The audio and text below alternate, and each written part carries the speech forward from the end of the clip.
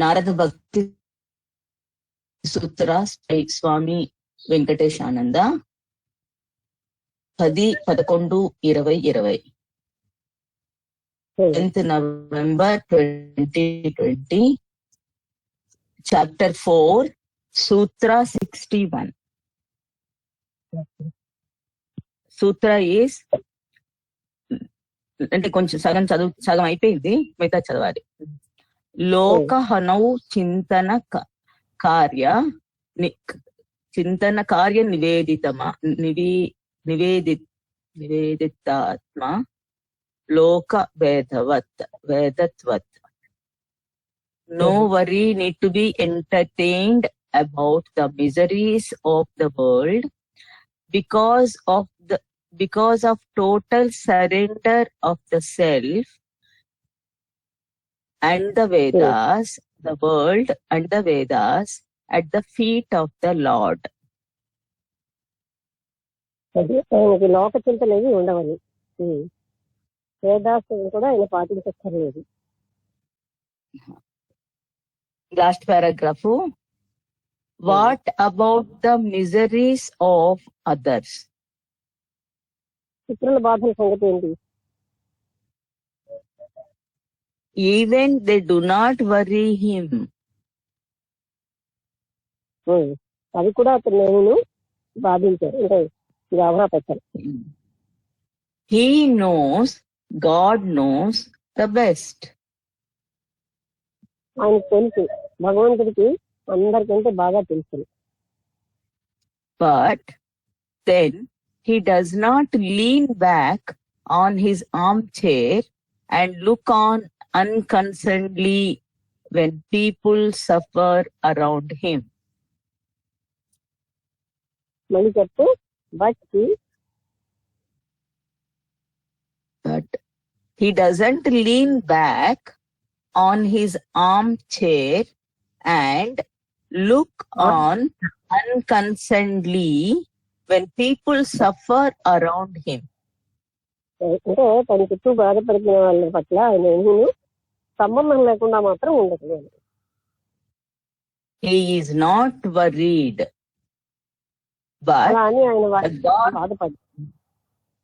but the God in him, who is of the nature of love, capital L, flows out in the form of selfless service and charity. ఆయనలోనేమో ఉదారత్వమును నిష్కామత్వంతో, అంటే నిస్వార్థమైన సేవాభావంలో ఆయన ద్వారా భగవంతుడు ప్రవర్తిస్తూ ఉంటాడు భక్తుడి ద్వారా. He doesn't act or do anything. God does through. అంటే ఆయనగా ఆయన చేయట్లేదు, ఆయన ద్వారా భగవంతుడు చేస్తున్నాడు, ఆయన దాంతో ఉంటాడు. ఆయన అంటే అలాగే ఫీల్ అవుతాడు.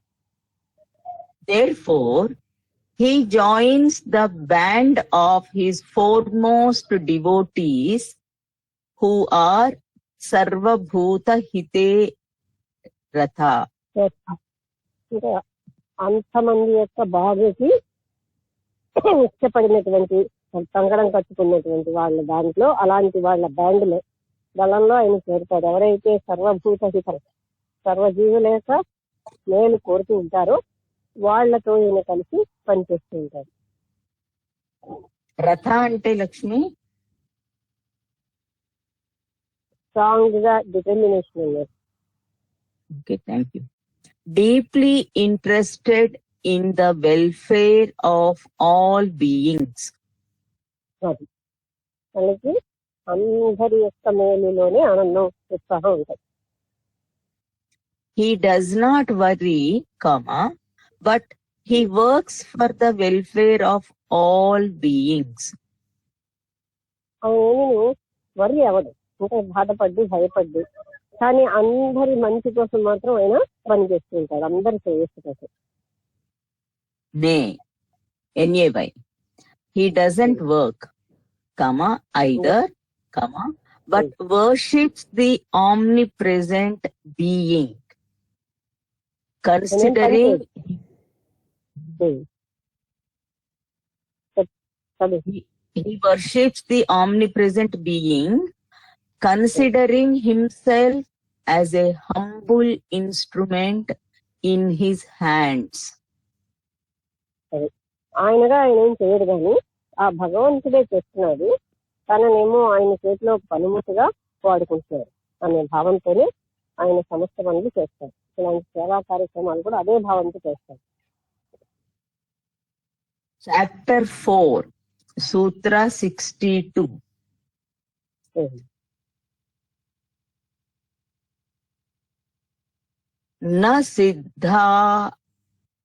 न तत्सिद्धाहु लोका व्यवहारो हेय किन्तु फलत्यागास् तत्साधनं च कार्यम् इव.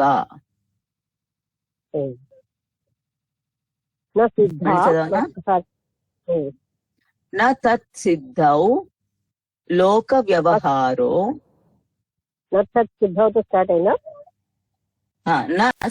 నా తత్ సిద్ధౌ లోక వ్యవహారో హేయః కింతు ఫలత్యాగాస్ తత్ సాధనం చ కార్యం ఇవ. తత్సాధనం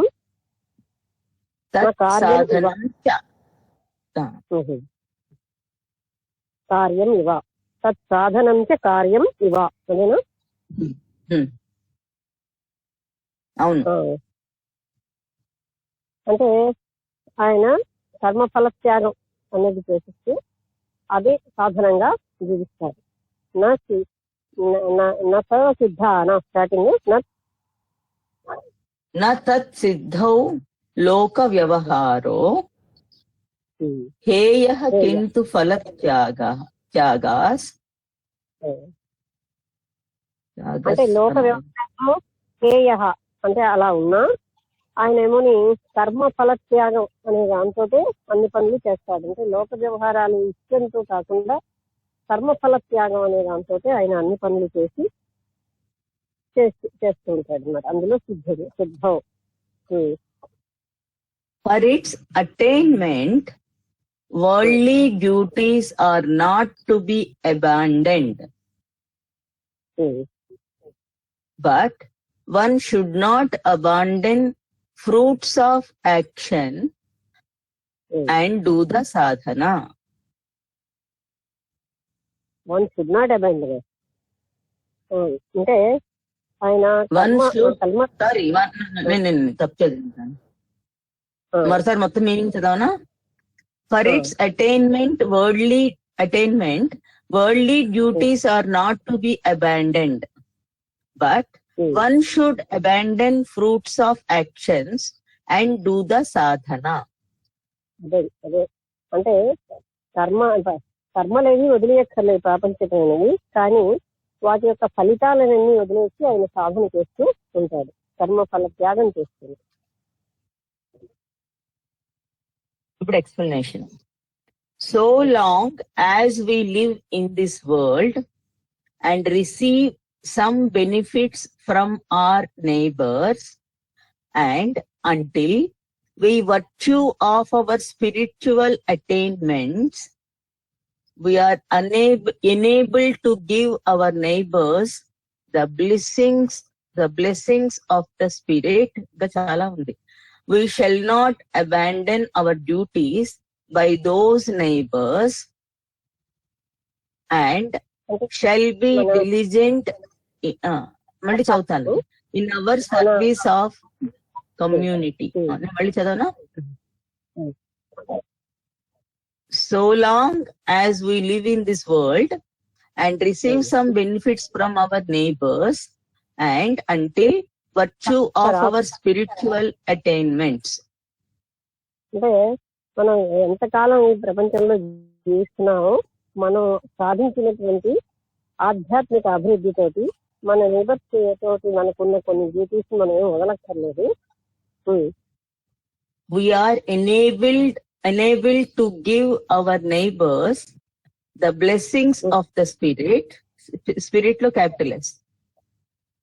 అదే అంటే ఆ పరమాత్ముడి యొక్క బ్లెస్సింగ్స్ ని మనం మన యొక్క నైబర్స్ ఇచ్చి సహాయం చేయగలం.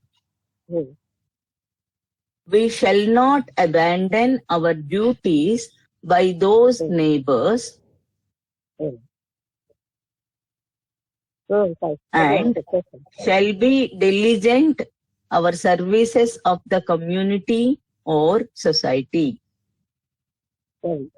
మనకి ఉన్నటువంటి మన సర్వీసెస్ సేవల్ని చాలా నిపుణతతో మనం సొసైటీకి, సంఘానికి, మన చుట్టుపక్కల ఉన్న వాళ్ళకి కూడా మనం డెలిజెంట్లీ అంటే ఎంతో స్కిల్ తో చేయగలగాలి.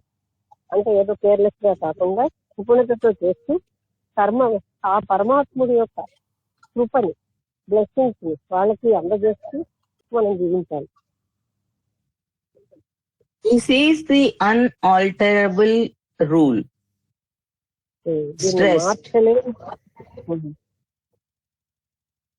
Stressed and emphasized by Gurudev Shivananda in his own life. తన జీవితంలో శివానంద గారు కూడా ఈ విషయాన్ని ఆచరించి చూపించారు. He is empathetic that every stage of our life, every day of it, our balance sheet should always show an increase of our spiritual assets. ఆయన empathetic కాదు, ఈజ్ ఎంపథెటిక్ కదా, ఎంపథెటిక్. ఆయన నొక్కి చెప్పారు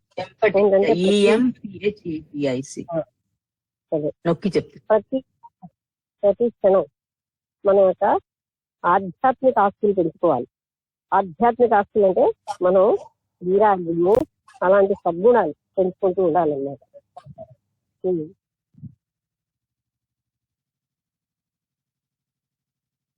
Okay. And we have given more than we have received from people around us. మనం వాళ్ళ నుంచి పొందిన కంటే మనం వాళ్ళకి ఎక్కువగా ఇస్తూ ఉండాలి. మనం ఏంటైతే ఇతరుల నుంచి పొందుతున్నామో వాటికంటే వాళ్ళకి ఇచ్చేది ఎక్కువగా ఉండాలి. Abandonment of the fruits of actions include performance of all our duties in a spirit of worship. అంటే మనం ఫలితాలన్నీ వదిలేసి పని చేస్తున్నాం అంటే అర్థం ఏంటి? మనం ఒక పూజ అనే భావంతో పనులన్నీ చేస్తున్నాం. స్పిరిట్ ఆఫ్ వర్షిప్, అదే పూజ అన్న భావంతో సమస్త పనులు చేస్తున్నాం అని అర్థం. Without attachment, without expectation of any worldly rewards. ఏ రకమైన ప్రాపంచికమైనటువంటి ఫలితాలు గాని, ఏ రకమైన ప్రాపంచిక బంధాలు గాని లేకుండా మనం పనులు చేస్తూ ఉంటాం. At the same time, we should diligently carry on our bhakti sadhana. అలాగే అదే సమయంలో ఇతర సేవ చేస్తూ ఉండాలి. మనం చాలా నైపుణ్యంతో మన భక్తి సాధనలు కూడా చేసుకుంటూ ఉండాలి. This attitude towards the world and this sadhana enable us to pay off our debts instead of accumulating them. ఈ రకమైన సాధన అంటే కర్మఫల త్యాగాన్ని మనం వదిలేయడం, తర్వాత ఇతరులకేమో చాలా భగవంతుడి పూజ అన్న భావంతో పనిచేయడం, వాళ్ళకి సహాయం చేయడం, ఇవన్నీ మనం చేయడం వల్ల ఎనేబుల్ మన యొక్క భక్తి అది ఇంకా మనకి ఏంటంటే వాళ్ళ పట్ల ఉన్న ఏదైనా రుణాలు ఉన్నా మనం వాళ్ళకి ఏదైనా బాకీ పడి ఉన్నామంటే ఏ జన్మలో అయినా అవి కూడా to wipe out our past karma also without accumulating new ones. మన గత అంటే గతంలో చేసినటువంటి కర్మ కూడా అది తీసేస్తాయి. ఇలాంటి పనులు చేయడం వల్ల మళ్ళీ కొత్త కర్మని పుట్టించాయి. Without accumulating new ones, to do dynamic sadhana, which alone can enable us to introspect and find out our inner defects and weakness to be able to guard. చాలా ఉంది. మళ్ళీ మొత్తం ఫినిష్ చేసి మళ్ళీ చదవనా లేకపోతే మొత్తం సెంటెన్స్? అంటే మనని ఏ రకంగానూ ఇంట్రాస్పెక్ట్ చేసుకునేటట్టు కూడా, అంటే మనని మనం చూసుకోవడానికి దోహదం చేస్తుంది. మన సాధన ఏ విధంగా ఉంది, మనం ఏ రకంగా ఉంటున్నాం అనే దానికి కూడా దోహదం అవుతుంది. అండ్ ఇరాడికేట్ దెమ్, మనకు తెలిసిన మనలో ఉన్న grow in devotion day by day. ఒక కాన్సెప్ట్ అయితే ఆపు, ఇరాడికేట్ సమూలంగా తీసేయాలి. మనలో ఉన్న లోపాలను తెలుసుకుని ఒక్కొక్క దాన్ని మనం తెలుసుకుంటూ తీసేస్తూ ఉండాలి. ఇంకా eradicate them and at the same time to grow in devotion day by day. అదే విధంగా ప్రతిరోజు మనం భక్తిని కూడా పెంచుకుంటూ ఉండాలి. మన భక్తిని కూడా వృద్ధి చేసుకుంటూ ఈ సమస్త పనులు కూడా మనం చేస్తూ మనలో ఏదైనా లోపాలు ఉన్నాయేమో అని ఇంట్రాస్పెక్ట్ చేసుకుంటూ నిష్కామంగా ఇతరులకు సహాయం చేస్తూ ఈ కర్మలు చేయడం వల్ల మనం ఈ రోజు రోజుకి భక్తి కూడా పెరగడం వల్ల అది కరెక్ట్ మార్గంలో భగవంతుడి యొక్క అనుగ్రహాన్ని మనం మిగతా వాళ్ళ మీద కూడా ప్రసరింపచేస్తూ నిష్కామంగా కర్మఫల త్యాగాన్ని చేస్తున్నామంటే అది మన భగవంతుడిని పూజ చేసినట్టే లెక్క. అంటే ఆ ఫలితాన్ని మనం తీసుకోకుండా భగవంతుడికి అర్పించేస్తున్నాం. ఈ రకంగా చేస్తూ దినం దినం మన యొక్క భక్తిని పెంచుకోవాలి. చాప్టర్ 4 సూత్ర 63. స్త్రీ ధన నాస్తిక చరిత్రం న శ్రవణీయం. స్త్రీధన నాస్తిక చరిత్రం న శ్రవణీయం. స్త్రీ కూడానా? స్త్రీ అనేనా మొదట? స్త్రీ ధన నాస్తిక చరితం న శ్రవణీయం. అంటే సాధకులు భక్తులు ధనం కోసం, తర్వాత నాస్తికుల చరిత్ర వినకూడదు, వినశ్రవణీయం, వినకూడదు అనమాట. అంటే సంభాషించడం, ధనం కోసం ధనం ఆర్జించడం అవే కాకుండా వినశ్రవణీయం, అవి వినకూడదు. నాస్తికుల యొక్క జీవితం. Accounts relating to women, wealth, atheists and enemies should not be listened to. ధన అని ఉంది కదా, స్త్రీ ధన, ధన వెల్త్. ఓకే, ఇక్కడ ఎనిమీస్ ఎక్కడ వచ్చారు? సరే, అంటే ఇలాంటివన్నీ మనం వినకూడదు అని చూసారా. అక్కడ ఎనిమీస్ లేదు కానీ ఆన్సర్లో ఎనిమీస్ వచ్చింది. అంటే అంటే నాస్తికుల కోసం, తర్వాత స్త్రీల ధన, ఇలాంటి విషయాలన్నింటినీ మనం, అంటే ఆ భక్తులు ఎక్కువగా దాన్ని శ్రవణీయం, వినకూడదు. అంటే వాటిల్లో ఎక్కువగా ఇంట్రెస్ట్ చూపెట్టి ఏంటంటే తెలుసుకోవడం, అవే వినడం చేయకూడదు. దాని ప్రభావం మన మీద ఉంటుంది కనుక. విమెన్, ఇది వ్యాఖ్య. ఇప్పుడు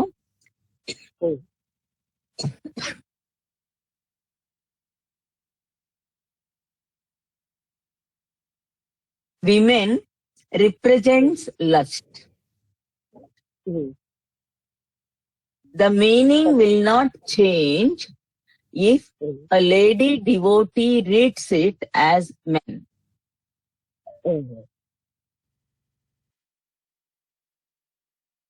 అంటే అక్కడ ఆడవాళ్ళు ఇక్కడ స్త్రీ అని అంటే ఇంకా అది లేడీ డివైటీ అంటే ఆ స్త్రీలు చదివినప్పుడు అక్కడ పురుషుల కోసం అలాంటి లక్స్ అంటే ఏంటి, ఒక ఏమంటారు ఎంజాయ్మెంట్ అలాగా ఉపయోగించుకోకూడదు అన్నమాట. అంటే అలా చదవాలి. ఆడవాళ్ళేమో స్త్రీ అనే వాళ్ళకి పురుష అని చదువుకోవాలి. అంటే ఇది అందరికీ వర్తిస్తుంది సుమా, ఒక్క జెంట్స్కే కాదు లేడీస్ కూడా అని చెప్తున్నారు. From time immemorial, lust has been regarded as one of the most powerful enemies of spiritual life. అంటే అనాది నుంచి కూడా ఈ లస్ట్ అంటే ఇలాంటి అంటే స్త్రీని అనుభవించాలి అలాంటిది ఒక ఆధ్యాత్మిక సాధకుడికి మంచి శత్రువుగానే పరిగణిస్తున్నారు, అంటే పెద్ద శత్రువుగా. ఎందుకంటే అందులో పడిపోతే ఆధ్యాత్మిక సాధన అంతా పోతుందని. All over the world, great saints and mystics have exalted celibacy as an indispensable virtue for the seeker. అది అంటే ఎప్పుడు మహాత్ములు పెద్ద పెద్ద యోగులు అందరూ ఏం చెప్తున్నారంటే సాధకులకి బ్రహ్మచర్యం అనేది చాలా అవసరం, అంటే వీటన్నిటి నుంచి ప్రివెన్షన్ అని ఎప్పటి నుంచో చెప్తున్నారు. అది తప్పనిసరిగా ఉండాలని సాధకులు. The duties of the grihastha the household life, are heavy enough to demand 4 shoulders. Are ready enough? Heavy. Heavy enough. H-E-A-V-Y. Are heavy enough to demand 4 shoulders.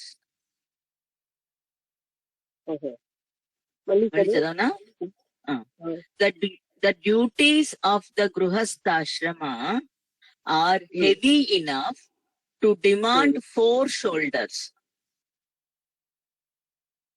Demand 4 shoulders అంటే గృహస్థ యొక్క బాధ్యతలు కర్తవ్యాలన్నీ చాలా భారంగానే ఉంటాయి, కానీ మాకు ఇంకా ఎక్కువ షోల్డర్స్ కావాలి, ఎక్కువ మంది కావాలి అని డిమాండ్ చేయడానికి లేదు, అంటే మనం అన్ని కూడా నిర్వర్తించాలి.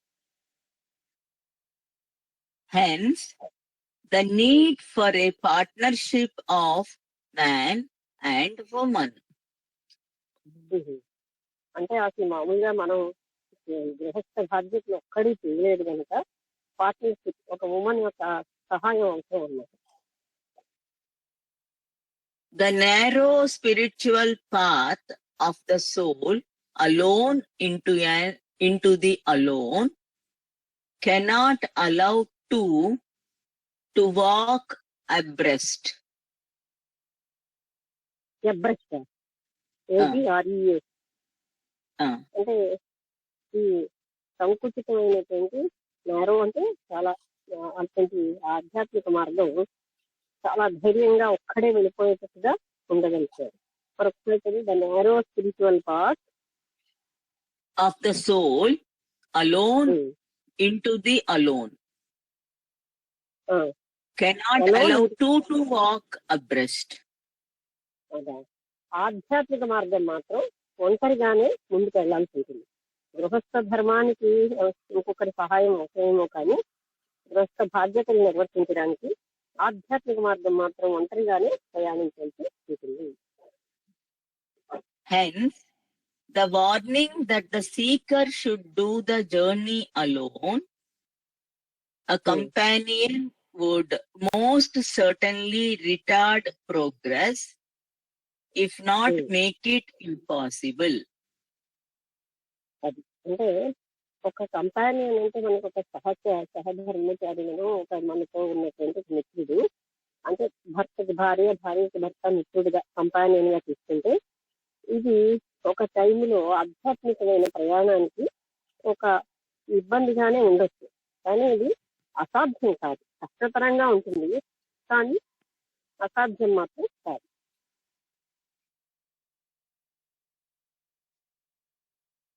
It is only to emphasize that what is meant is lust, that we are asked to listen to accounts relating to women.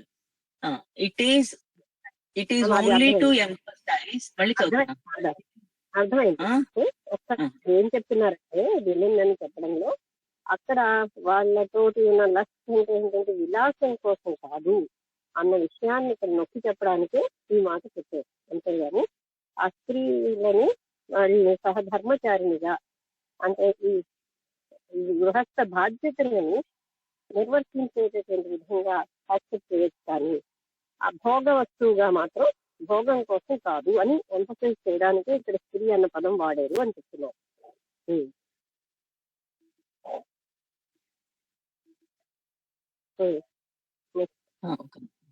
వస్తుంది.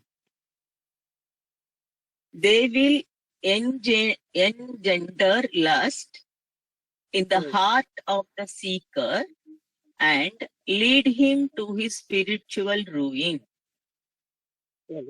అంటే సాధారణంగా స్త్రీలు వలన, అంటే స్త్రీలకు పురుషుల వలన వాళ్ళకి భోగలాలస పెరిగి ఆధ్యాత్మికమైనటువంటి నాశనం జరుగుతుంది కనుక ఇలా చెప్తారు.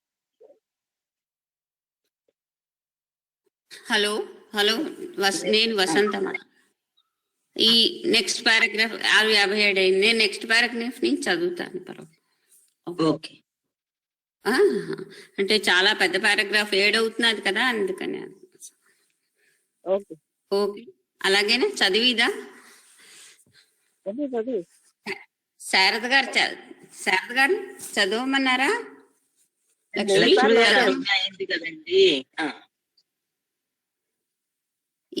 ఏమండి ఏంటి? 2 సార్లు ఓకే ఓకే అంది, నీకు వినబడలేదు.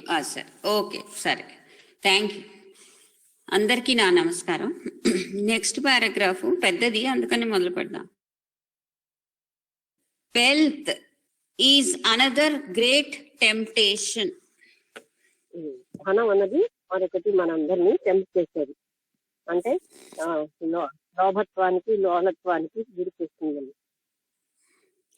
Far it is the source for the satisfaction of the instinct of self-preservation. It is a symbol of status or vanity, a passport to pleasure and hence to hell.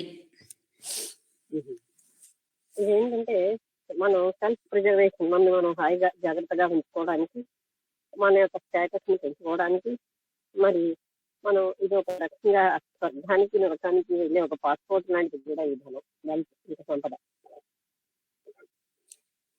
In the modern world, wealth itself has been made to do duty for God. అసలు ఈ నవీన ప్రపంచంలో మనం ఈ భగవంతుడి యొక్క సేవలకి, కర్తవ్యాల కోసం ఈ ధనాన్ని ఉపయోగించుకోవాలి. Wealth itself has, in the modern world, wealth itself has been made to do duty for God, exclamation mark, with disastrous consequences. అంటే భగవంతుడి యొక్క కర్తవ్యాలు చేయడానికే వాడుతున్నామా అన్నట్టుగా విత్ డిజాస్టర్స్ కాన్సిక్వెన్సెస్, అంటే భయంకరమైనటువంటి ఫలితాలు ఇస్తున్నాయి ధనాన్ని ఉపయోగించడం అంటే భగవంతుని ప్రేరణ. When everyone reaches out his hand to grab this limited commodity, there is disharmony, tension, hatred and warfare. ప్రతి ఒక్కరు కూడా అది వాళ్ళకి ఎక్కువగా ఎవరికి వారే దాన్ని సంపాదించాలి అనుకునేటప్పుడు అక్కడ ఎన్నో రకమైన బాధలు, యుద్ధాలు, డిజాస్టర్ అంటే అదే అలాంటివి అన్ని ఉంటూ ఉంటాయి. అంటే నేను ఎక్కువ సంపాదించాలని ప్రతి ఒక్కరి, అది లిమిటెడ్, పరిమితమైనది. అది అందరూ తానే సంపాదించేయాలనడం వల్ల యుద్ధాలు, తర్వాత బాధలు ఇవన్నీ పెరుగుతున్నాయి. Wealth has been created by man to serve him. అసలు సంపదలు ఎందుకంటే సృష్టించబడ్డాయి మానవుడికి సేవ చేయడానికి, సహాయం చేయడానికని సంపదలు వచ్చాయి. Nature's universal blessings are converted by him into personal property for the sake of convenience. ఆయనకి యూనివర్సల్ బ్లెస్సింగ్స్ అంటే విశ్వం అంతటికీ ఉపయోగపడేవన్నీ కూడా పర్సనల్ ప్రాపర్టీగా, వ్యక్తిగతమైనటువంటి ఆస్తులుగా తన యొక్క కన్వీనియన్స్ అంటే తన సదుపాయం కోసం అలాగా చేసుకుంటున్నారు. When this convenient man-made servant ascends to the master's seat, man, the master, is enslaved. His master For when this convenient man-made servant ascends to the master's seat, then the master is enslaved. అంతేనా? తెలుసు. అంతే అంతే ఆ sentence అంతే. అంటే ఈ man made servant అంటే మనసుతోటి తయారు చేయబడినటువంటి ఈ సేవకుడు. ఈయన ఇటువంటివే మహాత్ముడి యొక్క పాదాలను కానీ వరకు వెళ్ళినప్పుడు ఈ ఎన్స్లేవ్డ్ బానిస అయిపోతాడు అన్నమాట. అంటే ఇది ధనానికి సంబంధించింది కదా ఈ వాక్యం. ధనం, మ్యాన్ మేడ్ సర్వెంట్. అది సర్వెంట్ భగవంతుడి యొక్క పాదాల దగ్గరికి వెళ్ళేటప్పటికి ఈ గుణంతో వెళ్తే మాత్రం ఆయన దీనికి బానిస అయిపోయి ఉంటాడు కనుక ఆయన దాన్ని రీచ్ అవ్వలేదు. కానీ ఇక్కడ ఇంకా అక్కడ రీచ్ అవ్వలేడు అవన్నీ చెప్పలేదు, కానీ బానిస అయిపోయి ఉంటాడు. Narada warns us to prevent this. నారదులు మనకి వార్నింగ్ ఇస్తున్నారు, అందుకని అలాంటి ధనకాంక్షని ఎక్కువగా పెట్టుకోవద్దు అని. స్త్రీ కోసం, ధనం కోసం ఇలాంటివన్నీ మనకి వార్నింగ్ ఇస్తున్నారు. తర్వాత అంటే మనమే బానిసలం అయిపోతామని కదా ఈ ధనంతో. ధనం అనేది మనం ఆర్జిస్తున్నాం. యాక్చువల్గా మనకు సర్వెంట్ లా అది పని చేయాలి, కానీ మనమే దానికి సర్వెంట్ అయిపోతున్నాం అని అర్థం. అలాగా చెప్తున్నారా? మనం దాసులు అయిపోతున్నాం. We know the wealthy people are not happy. మనందరికీ తెలిసి ఏంటంటే ధనవంతులు ఎవరు కూడా సంతోషంగా లేరు. Wealth shall not lure us away from the path of love. మనకున్నటువంటి సంపద, ధనం ఏమని ఆ భక్తి మార్గంలోంచి బయటకి తీసేటట్టుగా ఉండకూడదు. We shall not lend our ears to the false stories of the blessings of wealth. అలాగే మనం చాలా ఇలాంటి కథలన్నీ వినకూడదు. ఎక్కువ ధనం వచ్చి వాళ్ళు ఎంత సుఖపడ్డారో అని చెప్తూ ఉంటారు. ఇలాంటి కథలన్నీ మనం వినడానికి మనం చెవులు పారేసుకోకూడదు. అంటే ధనం వల్ల కాదు మనిషి సుఖపడేది, కానీ చాలా మంది అలా చెప్తుంటే అబ్బా అవును కదా ధనం వల్ల సుఖపడుతున్నారు కదా అనుకుంటారు. అలాంటి వాటికి మనం వినడానికి ఉత్సాహం చూపించకూడదు, ఎందుకంటే అది నిజం కూడా కాదు. దీని తర్వాత ఒక సంస్కృత శ్లోకం ఉంది, అది నాకు తెలిసినంత భజగోవిందం శంకరాచార్యుల వారు రాసింది కదా, దాంట్లోని 2 లైన్లు రాశారు. ఇందులో చదువుతాను.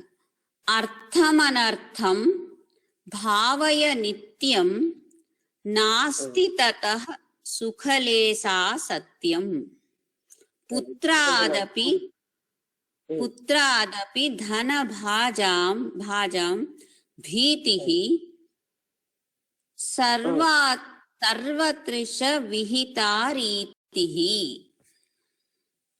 అంటే ధనం గాని పుత్రులు గాని ఏవి కూడా మనకి సుఖాన్ని ఇవ్వవు, ఇవి మనకి భీతినే కలిగిస్తాయి.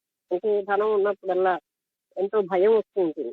వీళ్ళు కూడా ఎప్పుడైనా పోగొట్టుకుంటాం, ఇలాంటివన్నీ కూడా మనకి భయాన్ని కలిగిస్తున్నాయి కానీ మనకి సుఖాన్ని ఇవ్వటం లేదు అని దీని అర్థం. Regard wealth as the source of misfortune. The wealthy dread their own children, and this is the universal rule. Um. అది అంటే రెండు దాని గురించి చెప్తారా? The wealthy dread their own children, అంటే చిల్డ్రన్ అంటే భయపడిపోతారనా? The wealthy dread their own children. అవును. అంటే ఆ, ధనం వల్ల ఏది కూడా సుఖం రాదు.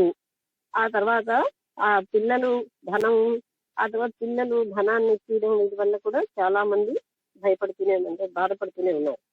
అంటే పిల్లలు ధనవంతుల పిల్లలు ఎప్పుడు ధనం కోసమే ప్రేమిస్తుంటారు వాళ్ళని. అందుకోసం ఎన్నో రకాలైనటువంటి కథలు కూడా ఉన్నాయి. ఇది అన్నమాట. అంటే వాళ్ళకి పిల్లలంటేనే భయం వచ్చేస్తుంది. ఎవరికి ధనం ఉంటుందో వాళ్ళకి ఆ ధనం ఎక్కడ తీసుకుపోతారో అని అందరి పట్ల ఒక భయం. పిల్లల్ని ప్రేమించడం బదులు వాళ్ళని భయపడుతూనే ఉంటారు. దెన్ నెక్స్ట్ పారాగ్రాఫ్ నాస్తికుల గురించి. The nastikas atheists are often more dangerous to the spiritual aspirant than women and wealth.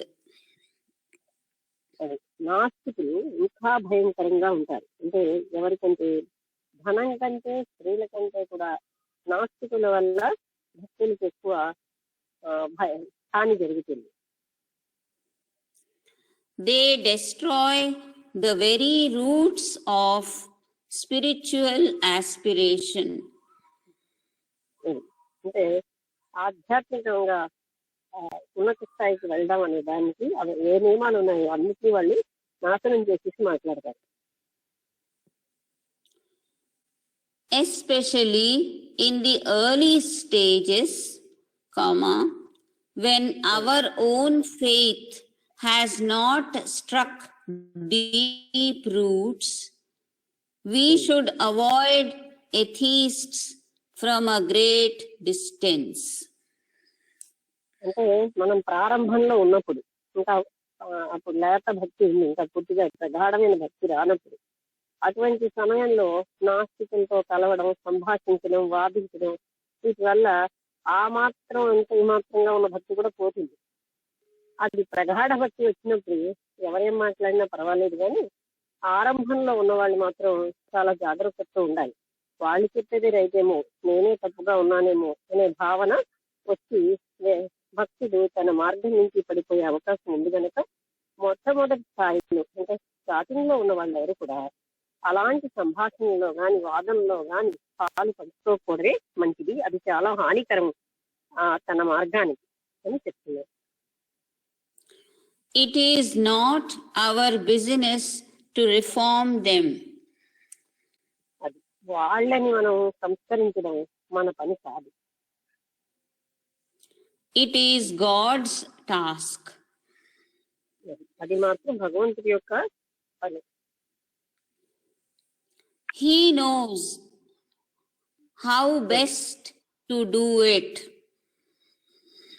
ఆయనకి తెలుసు ఎప్పుడు ఎవరిని ఏ రకంగా మార్చాలో ఆయనకు బాగా తెలుసు. We should keep ourselves away and pray for them. మనం వాళ్ళ నుంచి దూరంగా ఉంటూ వాళ్ళ కోసం ప్రార్థన చేయాలి. We are like fire and they like water. మనం అగ్ని లాంటి వాళ్ళైతే వాళ్ళేమో నీళ్ళ లాంటి వాళ్ళు. అంటే అగ్ని నీళ్లు ఏం చేస్తాయంటే అగ్నిని ఆర్పేస్తుంది. మనలో ఉన్న భక్తి అనే అగ్నిని ఆ నాస్తిక యొక్క సంభాషణని సాంగత్యం అంటే పూర్తిగా నాశనం చేసేస్తుంది. అది ఎప్పుడు ప్రారంభ దశలో ఉన్నప్పుడు కానీ పరమ భక్తి లేని వాళ్ళని ఎవరు ఏమీ చేయలేరు. ప్రగాఢ భక్తి వస్తే అప్పుడు ఏం జరగదు. When these two come together, the fire and water, the result is always unpredictable. It depends upon the relative strength. అంటే ఆ నాస్తికుడితో మనం దగ్గరగా వచ్చాం అనుకోండి, అప్పుడు వాళ్ళ యొక్క బలం మీద మన బలం, ఆ స్ట్రెంత్ ఎవరు ఎక్కువ వాళ్ళే గెలుస్తారు. రిలేటివ్ స్ట్రెంత్ అంటే భక్తుడి బలమా నాస్తికుడి బలమా? నాస్తికుడు ఎక్కువ కాన్ఫిడెన్స్ తో మాట్లాడుతుంటే భక్తుడికి కొంచెం కాన్ఫిడెన్స్ తగ్గిపోతుంది, అవునేమో నేనే కరెక్ట్ గా లేను, వాడే రైట్ ఏమో అనిపిస్తుంది. అందుకని నాస్తికుడు కొంచెం బలహీనుడైతే అప్పుడు భక్తుడి మీద వస్తారు. అందుకని అది మనం చెప్పలేం ఏ రకంగా ఉంటుంది, అన్ప్రిడిక్టబుల్, ఊహించలేము ఫలితాలు ఎలా వస్తాయో లేదు. If the fire is stronger than water, the water is evaporated. If the fire is అంటే పూర్తిగానే పక్వంగా అయిపోతుంది, అంటే ఆవిరి అయిపోతుంది. అదే విధంగా ఇటు నుంచి ఎట అయితే వాటరే ఎక్కువ పవర్ఫుల్ అయితే అది అగ్నిని ఆర్పేస్తుంది. If the fire is weaker than the water, then it will be put out. Full stop. We should first augment the spiritual fire in us, and that is our soul business. మనం ఎప్పుడు కూడా మనలో ఉన్నటువంటి ఆధ్యాత్మికమైనటువంటి అగ్నిని ఎంచుకుంటూ ఉండాలి ఎప్పుడు కూడా. అది మన యొక్క ముఖ్యమైనటువంటి పని. అంటే ఆ భక్తి అనేది క్షీణించకుండా చూసుకోవాలి. If it is God's will, the atheist will be converted by our own example without our having to persuade him by argument. అంటే ఆయన ఇది గాడ్స్ విల్, అంటే అతన్ని మనం ఆర్గ్యుమెంట్స్ తోటి కన్విన్స్ చేయక్కర్లేదు. అది నాస్తికుడు మనకు కనిపిస్తే ఆయనతో మనం ఆర్గ్యుమెంట్ చేసి నేను తప్పు నేను రైట్ అని నిరూపించుకోవాల్సిన అవసరం ఏమీ లేదు.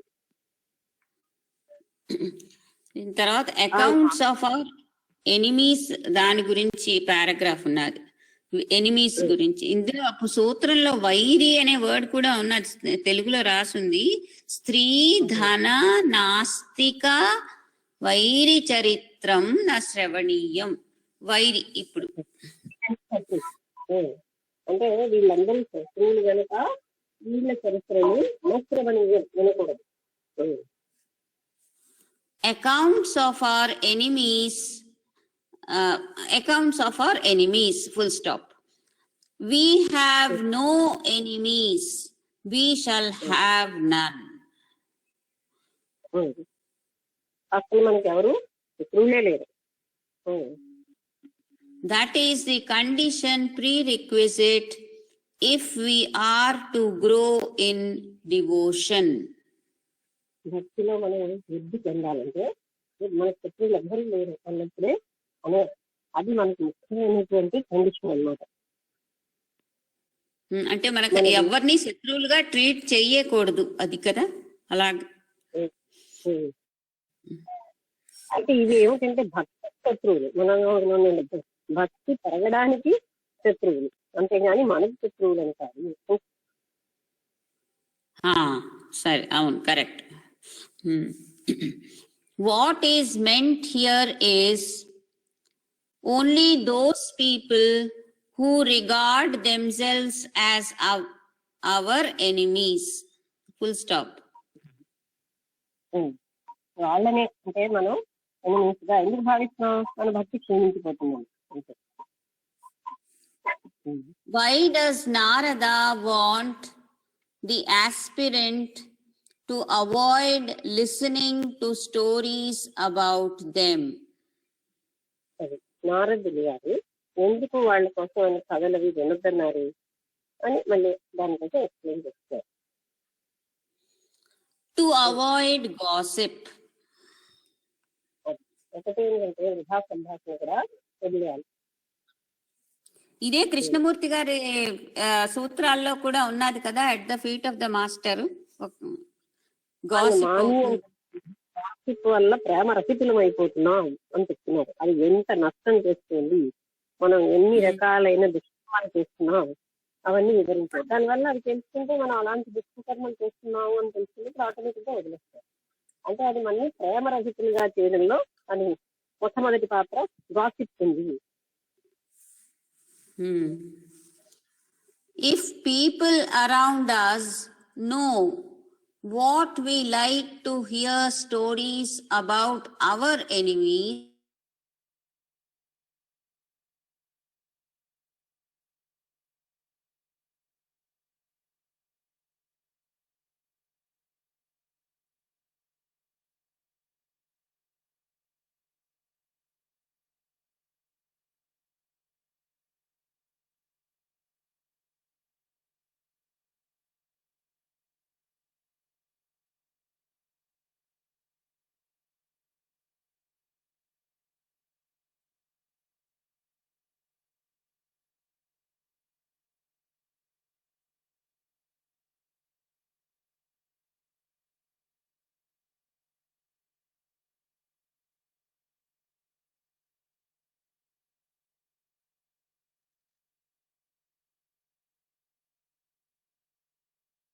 చాలా చాలా సృష్టించి మరి ఆ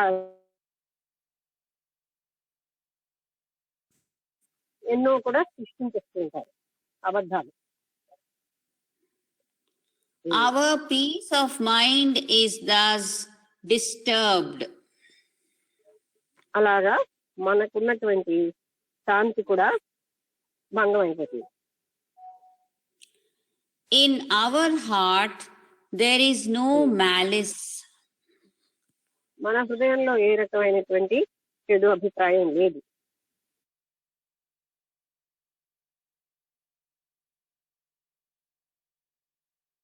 ఎవరి పట్ల కూడా చెడు భావన లేనే లేదు. Why need we bother what others think of us? అందుకని మనం ఇంకొకరు నా కోసం ఎలా ఆలోచిస్తున్నారని మనం ఎందుకు అంత పట్టించుకోవాలి? వాళ్ళు అలా ఆలోచించినా మనకు దాంతో సంబంధం లేకుండా ఎందుకు ఉన్నాం? Let us pray for all. వీళ్ళు సాధనం ఎలా ఆలోచించినా మనం ఎందుకు అంత ఇతరుల అభిప్రాయానికి అంత ప్రాముఖ్యత ఇవ్వాలి? మన పట్ల వాళ్ళ అభిప్రాయాలు వాళ్ళ అదే కదా మనం చేసేది. లోకము చుట్టుపక్కల వాళ్ళు నన్ను అనుకోవాలని భావించడం వల్లే ఇమేజ్ మేకింగ్ అనేది మనం చేస్తాం. అంటే ఎప్పుడు ఊహాత్మక చిత్రంలోనే జీవిస్తూ ఉంటాం, మన ఇమేజ్ లో జీవిస్తాం. ఎందుకంటే అందరూ నన్ను ఎక్కువగా అనుకోవాలి, అందరూ ఎందుకు అనుకోవాలి, వాళ్ళ భావాలను మనం ఎందుకని అంత ప్రాముఖ్యత ఇవ్వాలి? మనమేమో సరి అయిన ధర్మమైన కార్యాలు చేసుకుంటూ వెళ్ళిపోతే వాళ్ళ అభిప్రాయం ఎలా ఉన్నా మనం దాన్ని గడ్డిపాతులాగా తీసి పారేయాలి. లోకం యొక్క అభిప్రాయానికి అంత విలువ ఇవ్వడం బట్టే మనం ధర్మ మార్గాన్ని తప్పుతాం. వాళ్ళు నన్ను మంచి అనుకోవాలని వాళ్ళ సరి అయిన సంస్కారాలు కాకపోతే మనం కూడా చెడు పనులు చేస్తాం. అందుకని లోకము యొక్క ఘనత అంటే వాళ్ళు నన్ను గొప్పగా అనుకోవాలని ఇమేజ్ మేకింగ్ అనేది మనం తీసి పారేయాలి. కృష్ణమూర్తి గారు కూడా అందుకే we are only living and images అని చెప్తున్నారు. అంటే అందరూ నన్ను ఎక్కువ అనుకోవాలని దాంట్లోనే ఉంటాం కానీ నిజంగా మనం ఎక్కువ అవడానికి ప్రయత్నించట్లేదు.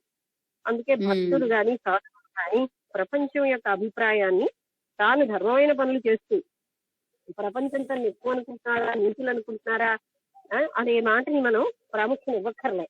ఆ అభిప్రాయానికి అంత విలువ ఇవ్వకూడదు. గడ్డిపోచలాగా తీసి పారేయమంటాడు బుద్ధుడు కూడా. వాళ్ళ అభిప్రాయాలు మనకేం ముఖ్యం కాదు. వాళ్ళు ఫర్ ఎగ్జాంపుల్ వాళ్ళు భోగలాలసులు అయితే మనం భోగలాలసత్వాన్ని ఇష్టపడతారు. వాళ్ళు గొప్పలు చెప్పుకునే వాళ్ళు అయితే అంటే పై వాళ్ళకి గొప్పగా జీవించాలంటే మనం కూడా అలా జీవించడాన్ని ఇష్టపడతారు. అందుకని మనం పతనం అయిపోతాం. అందుకని లోకం యొక్క అభిప్రాయాన్ని గడ్డిపోచలాగా తీసి పారేయాలి. పక్కవాడు మంచి అనుకోవాలి అనేది ఒక సాధకుడు దాన్ని అధిగమించాలి. Let us pray for all and mind our own business. అది అందరి కోసం మనం ప్రార్థన చేసి మన పని మనం చేసుకుంటూ ఉండాలి. వాళ్ళ పనుల్లో మనం ఇంటర్ఫియర్ అయ్యి వాళ్ళని డిస్టర్బ్ చేసుకుంటాం. Let us not lend our ears to gossip.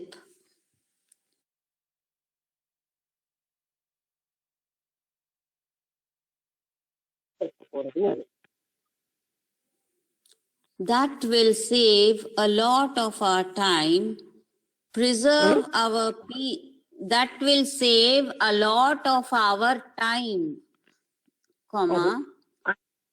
మన సమయం చాలా అంటే వేస్ట్ చేయకుండా. Preserve hour piece of mind and malice entering our heart. ఎప్పుడు కూడా మన మనశ్శాంతిని భద్రంగా కాపాడుకుంటూ చెడు అన్నది మన హృదయంలో ప్రవేశించకుండా జాగ్రత్త పడాలి. ఈ సూత్రం అయిపోయింది. ఈ నెక్స్ట్ సూత్ర 64, చాప్టర్ 4, సూత్ర 64 చదువుతాను. అభిమాన దంభాధికం త్యాజ్యం.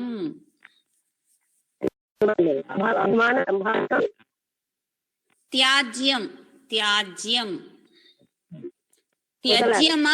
త్యాజ్యం అనే రాసింది. తెలుగులో నేను చదువుతున్నాను. త్యాజ్యం అంతే. అభిమానం దంభాధికం అంటే అహంకారం, అహంకారం, ఇవన్నీ కూడా వదిలేయాలి. త్యాజ్యం అంటే వదిలేయాలి. ఎవరు? భక్తుడు. అదే ఇంగ్లీష్ లో కూడా అదే రాసింది. Pride, vanity and other vices must be given up. ఇవన్నీ కూడా వదిలేయాలి. త్యాజ్యం అంటే గివెన్ అప్ అన్నా వదిలేయాలి. ఇవన్నీ అంటే అహం, గర్వం, తర్వాత వ్యానిటీ అంటే అందరి ముందు నేను చాలా గొప్ప అనుకుంటున్నాను అటువంటి భావన, ఇవన్నీ కూడా మనం వదిలేయాలి. అదే ఇందాకలు కూడా మనం అదే చెప్పుకున్నాం. ఈ సూత్రంలో కూడా అదే, అంటే తాను చాలా గొప్పవాడిని, నాకు ఎంతో ఆత్మగౌరవం ఉంది అనుకుంటూ అలాంటివన్నీ కూడా మనం చాలా విషయాల్లో ఈ ఆధ్యాత్మిక మార్గంలో మాత్రం అవన్నీ వదిలేయాలి. నన్ను అందరూ గొప్ప అనుకోవాలి, పని చేయడం, అలాంటివన్నీ ఆధ్యాత్మిక సాధకుడు ఎవరు ఏమనుకున్నా అదే అసలైన ధైర్యం. అటువంటి ధైర్యం ఉండాలి సాధకుడికి.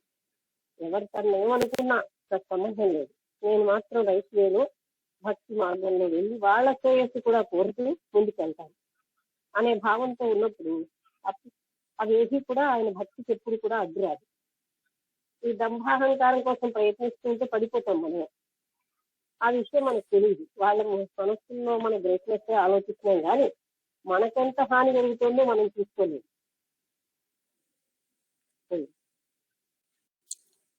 వ్యాఖ్యానం స్టార్ట్ అవుతున్నది. When we turn to the sayings and writings of the great devotees of all nations, we are immediately wonderstruck at the humility which characterizes them. అంటే మనం ఎంతో మంది ఏ దేశం భక్తులు రావాలి చదివినా వాళ్ళకున్న నమ్మకం చూస్తే ఎంత నమ్మకం ఉంటుంది అని. అంటే వండర్స్ అంటే మనకి ఆశ్చర్యపోతుంటారు. మనకి కూడా ఈ దంభాహంకారాలన్నీ నమ్రతారహితంగా చేసి ఆ నమ్రత వల్లే మనం అది ఒక బ్లెస్సింగ్ అనమాట. అది కోల్పోయిన వాళ్ళు ఎన్నో హానిలు పొందుతూ ఉంటారు, మార్గంలోంచి పక్కకు వచ్చేస్తారు. అందుకని అవన్నీ వదిలేయాలి. ఇప్పుడు ఇక్కడ ఏం చెప్తున్నారు, మనం ఇతర దేశాలే కాదు మన దేశంలో భక్తులు గాథలు చూస్తుంటే వాళ్ళు ఎంత నమ్రతతో జీవించారో ఆశ్చర్యం కలుగుతుంది అని చెప్తున్నారు. The Alvars and Nayanars of the south, the Dasas of Kannada Desa, Tukaram, Meera, Tulsidas, Kabir Das, and the Christian saints and mystics, all of them express extreme humility in their hymns to praise God. ఆళ్వార్లు, నాయనార్లు, మీరాబాయి, తుకారాము ఇలాంటి మహాభక్తులు, అలాగే ఎంతమందో Christian భక్తులు, పోపులు, వాళ్ళు కూడా వీళ్ళందరూ కూడా ఎంత నమ్రతతో జీవించారో మనం వాళ్ళ జీవితాన్ని చదివితే మనకు తెలుస్తుంది. అన్ని మతాల్లో ఉన్నారు ఇంత సింపుల్ గా జీవించి. అంటే ఎప్పుడైతే పరమ భక్తుడు అవుతాడో ఆయన ఏ మతం వాడైనా సరే ఒక నమ్రత వచ్చేస్తూ ఉంటుంది భక్తి భగవంతుడితో ఉన్నటువంటి బంధం వల్ల. అది వాళ్ళ జీవిత చరిత్రను చదివితే మనకి అర్థమవుతుంది. As I have already pointed out, when they thought and wrote as individual seekers aspiring for God, in other words, when they were not in mystic union with God, but were conscious of their physical and mental being, they recognized that on the human level they were weak, ignorant, miserable and worthless.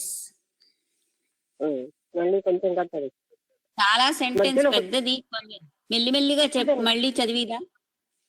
2-3 పదాల మధ్యలో నాకు clear గా వినబడలేదు. మళ్ళీ చదువుతాను సరిగ్గా. As I have already pointed out, Narada చెప్పాడు, when they thought and wrote as individual seekers. అంటే నేను ఆల్రెడీ మీకు చెప్పినట్టుగా వాళ్ళు వ్యక్తిగతమైనటువంటి భక్తులుగా వాళ్ళు ఆలోచించినప్పుడు aspiring for God. In other words, when they were not in mystic union with God,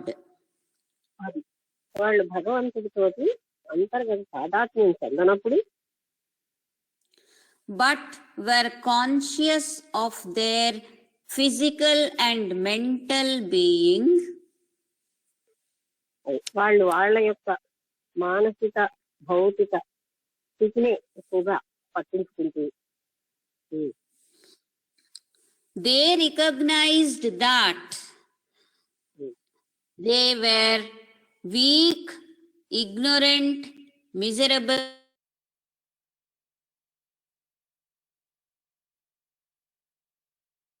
బలహీనుని, చాలా బాధ్యాల్లో ఉన్నాను, అజ్ఞాని. ఎప్పుడు అనుకుంటాడు భక్తుడు అలాగంటే తను తాను ఒక వ్యక్తిగా తన మానసిక స్థితి తన భౌతిక స్థితి ముఖ్యమని భావిస్తూ ఉన్నటువంటి ఎవరైతే భగవంతుడితో సాధాత్మ్యం చెందలేదో అటువంటి వాళ్ళు ఇలా భావిస్తారు. ఏమని భావిస్తారు? నేను అజ్ఞానిని, నేను బలహీనుని, నేను ఎప్పుడు బాధల్లో ఉంటున్నాను అని భావిస్తుంటారు. If we, next paragraph, if we constantly evolve this idea in our mind, we shall be truly humble. ఇప్పుడు ఇవన్నీ విన్నాక మనకి ఎలాంటి ఐడియా వస్తుందంటే మనం చాలా హంబుల్ అంటే చాలా నమ్రతగా, చాలా నిరాడంబరంగా, అహంకారం లేకుండా నిరహంకారిగా ఉండాలి అని మనకి ఇవన్నీ చూస్తుంటే తెలుస్తుంది. ఎందుకంటే అవన్నీ ఉండడం వల్ల మనం నష్టమే కానీ లాభం ఉంటుంది. ముఖ్యం, నా మనసే ముఖ్యం అని జీవించడం వల్ల బాధలు ఎక్కువగా ఉంటుంది, అజ్ఞానిగా ఉంటుంది. The individual is not NAUGHT. God is everything. అంటే వ్యక్తి ఏమీ కాదు, పరమాత్ముడే సమస్తం. The individual minus the individuality is God. వ్యక్తిత్వాన్ని పూర్తిగా వ్యక్తి ఎప్పుడైతే తీసేస్తాడో ఆయన భగవంతుడికి సమానం అయిపోతాడు. అంటే వ్యక్తిలో ఉన్న వ్యక్తిత్వాన్ని మైనస్ చేసేస్తే, అంటే వ్యక్తిత్వాన్ని పూర్తిగా ఆయన కోల్పోతే ఆయన పరమాత్ముడికి సమానం అయిపోతాడు. ఆ వ్యక్తిత్వమే అతన్ని దూరంగా చేస్తుంది. భగవత్ తత్వంతో ఏకత్వానుభూతి చెందకుండా అడ్డేది ఏది అంటే వ్యక్తిత్వం. అందుకే ఆధ్యాత్మిక మార్గంలో, భౌతిక మార్గంలో ఏ వ్యక్తిత్వం అవసరం అంటున్నారో ఆధ్యాత్మిక మార్గంలో దాన్ని తీసేయాలని చెప్తారు. We shall then not be fatalistic, FATALISTIC, fatalistic or pessimistic. అప్పుడు మనం ఎలా అవుతాం? చాలా బాధపడి, ఫెటల్ అంటే చాలా ఇబ్బందులకి, పెసిమిస్టిక్ అంటే భగవంతుని నమ్మకుండా అని కాదు,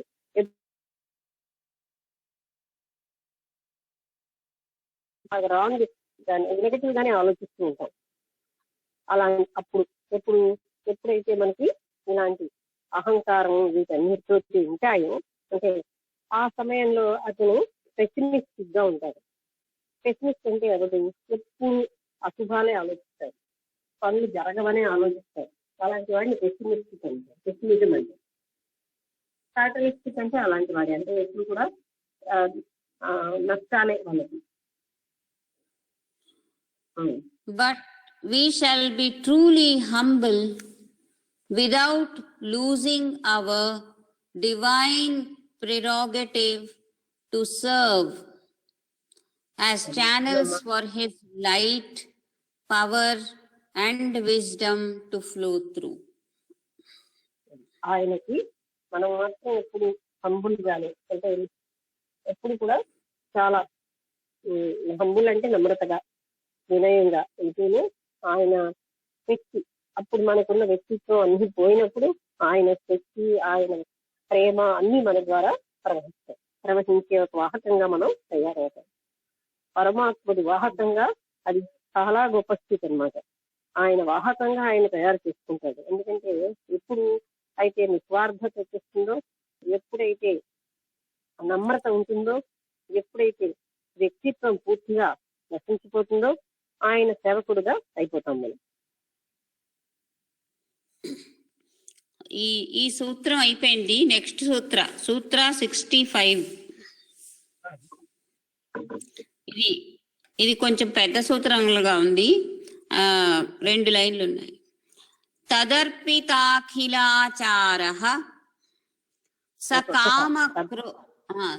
తదర్పితాఖిల అంటే అఖిల సారాన్ని ఆయనకు అర్పించేసి తదర్పితాఖిలాచారః సకామ క్రోధాభిమానాధికం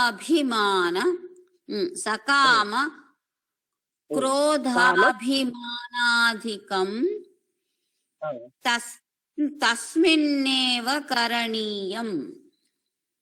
అది అంటే సమస్త వ్యవహారాలు ఆయనకే అర్పించేస్తాం.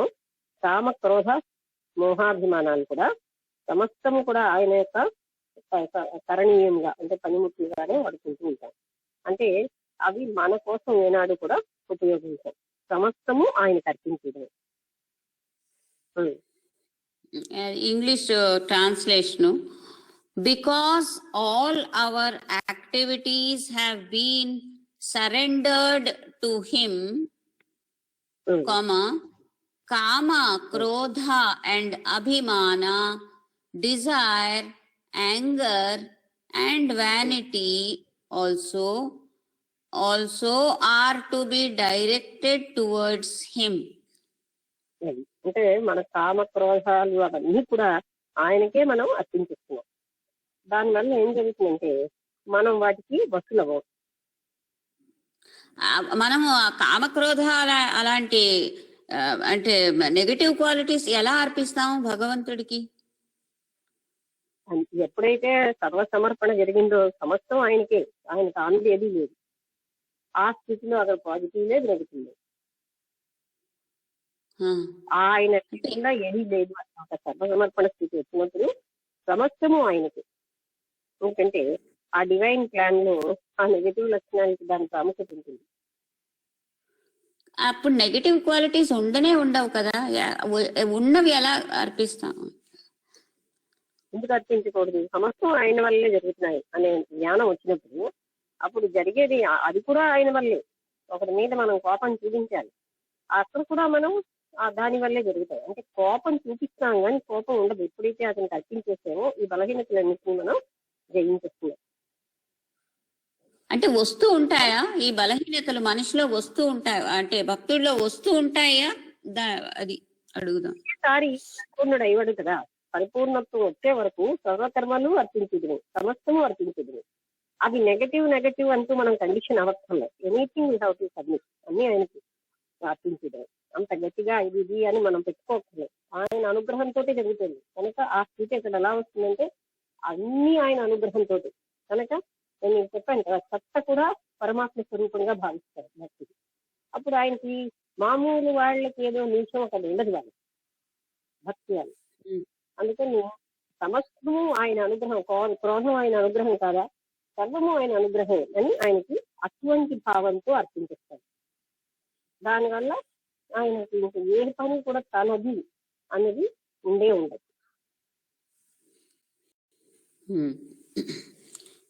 వ్యాఖ్యానం స్టార్ట్ అవుతున్నది. Let us take vanity first, full stop. Real humility is difficult to understand. Real Humility is difficult to understand. నిజమైనటువంటి నమ్రత అనేది అర్థం చేసుకోవడానికి చాలా కష్టం అన్నమాట. అంటే అంత ఆ నమ్రతా స్థితి ఏంటి అనేది అర్థం చేసుకోవడానికి కష్టం. We have to guard ourselves against backbonelessness అని రాసింది. అది అంటే బ్యాక్ బోన్ అంటే ఏంటి, మనకి దన్నునిచ్చేది. అంటే ఆ దన్ను అన్నది లేకుండా మనం మనం రక్షించుకోవాలి. అంటే ఏంటంటే ఇక్కడ మనమేమి మనల్ని రక్షించుకోవడానికి తెలుసుకోకర్లేదు, ఆయనకి సర్వము అర్పించేస్తే ఆయనే రక్షిస్తాడనే భావన. బ్యాక్ బోన్ లెస్ అంటే back bone is giving the strength. అక్కడ భౌతికంగా అలా ఆలోచించకూడదు. బ్యాక్ బోన్ అని మనం మనకేమో రక్షణకేమో ఉపాయాలు తెచ్చుకోవక్కర్లేదు, ఎందుకంటే ఆయనే నన్ను అందిస్తున్నాడు అనే ఒక భావనలో ఉన్నప్పుడు మనం డిఫెన్సివ్ మెకానిజమ్స్ ఏవి తెచ్చుకోవలసిన అవసరం లేదు. సర్వరక్షణ ఆయన ద్వారానే జరుగుతుంది. నేను రక్షణ ఉపాయాలు ఏను నా యొక్క, అందుకే సమర్థన కూడా చేయొద్దంటారు. ఎందుకంటే నేను చేసేది రైతుని, అది ఆయనకి తెలుసు. అందువల్ల మనం ఏది కూడా మనకు డిఫెన్సివ్ గా ఉంచుకోకర్లేదు, మనం రక్షించుకోవడానికి. ఎందుకంటే ఆయన అండర్లో ఉన్నాం, ఆయన రక్షణలో ఉన్నాం, మనమే ఆలోచించక్కర్లేదు. ఆఫ్టర్ ఆల్ ఒక రక్షక భటులు పక్కన ఉంటేనే ప్రైమ్ మినిస్టర్ వాళ్ళ యొక్క రక్షణ కోసం తీసుకోరు. మరి పరమాత్ముడే మన వాడైనప్పుడు మన రక్షణోపాయాలు మనకు అవసరం లేదు. Else we might fall a prey to any evil force that may assail us. మన ఏ ఈవిల్ ఫోర్స్ నుంచైనా మనం అసైలెంట్ మనం ఓవర్కమ్ చేస్తున్నప్పుడు పడిపోతుంటాం. If we make a fetish of our humility, then our vanity will masquerade as humility. ఫెటిజా అక్కడ ఏంటన్నా, hour humility ముందు fetish అంటే ఏమిటో చూసిదా, ఏమిటో పదం అర్థం స్పెల్లింగ్. If we FETISH.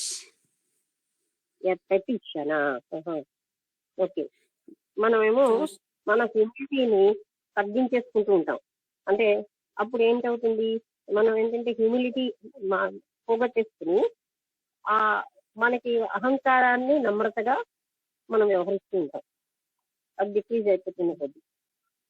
అంటే సరి అయిన నమ్రత లేకపోయినా ఆ నమ్రత చూపిస్తున్నా సరే మనమేమో అహంకారాన్ని నమ్రతన్న ముసుగుతోటి భావిస్తూ జీవిస్తాం.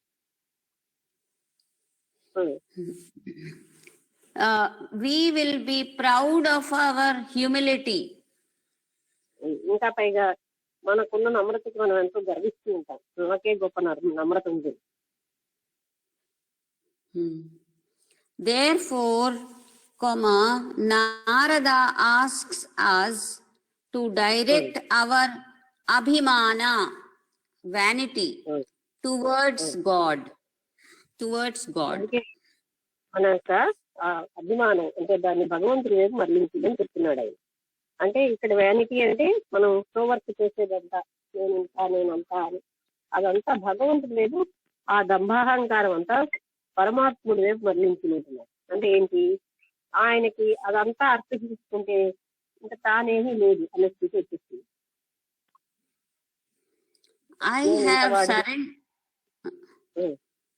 Quotations lo undi, I have surrendered to God. I am proud of him. He is omniscient, omnipresent, and omnipotent. నేను భగవద్గీతం చేస్తున్నాను. ఆయన అంతటా అన్ని చోట్ల వ్యాపించి ఉన్నాడు. అంతటా ఎన్నో అతి సమర్థుడు, సమర్థుడై ఉన్నాడు. అటువంటి పరమాత్ముడికి నన్ను నేను అర్పించేస్తున్నాను. There is nothing he will not do for me.